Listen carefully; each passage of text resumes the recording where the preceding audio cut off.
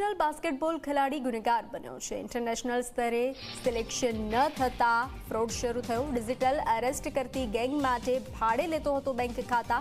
વૃદ્ધને 3 દિવસ digital arrest કરી 16.65 લાખ પડાવ્યા હતા। નેશનલ પોર્ટલ પર આ એકાઉન્ટ વિરુદ્ધ 40 ફરિયાદ નોંધાઈ છે। આ ગેંગના 3 સાગરીતો ક્રાઇમ બ્રાન્ચે ઝડપી પાડ્યા છે। મહત્વનું છે કે ટેકનોલોજીના યુગમાં સાયબર ફ્રોડના ગુના દિવસે ને દિવસે વધતા હોય તેવું લાગી રહ્યું છે।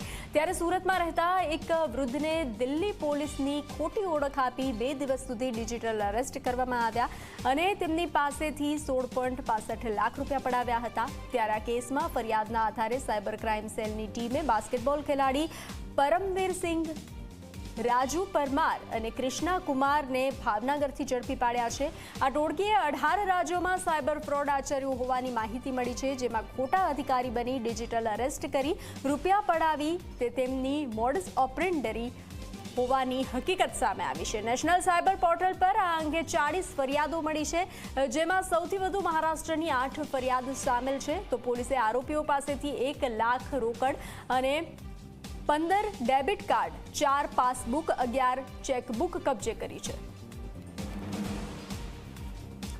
એક સુરત શહેરમાં એક સિનિયર સિટીઝનને ફરીથી સાયબર ક્રાઇમ નામાં ડિજિટલ એરેસ્ટ નામથી 2 દિવસ સુધી ડિજિટલ એરેસ્ટ રાખી અને 16,65,000 જેટલા એમાઉન્ટ ટ્રાન્સફર કરાયાની એક ફરિયાદ સુરત સાયબર સેલને મળી હતી।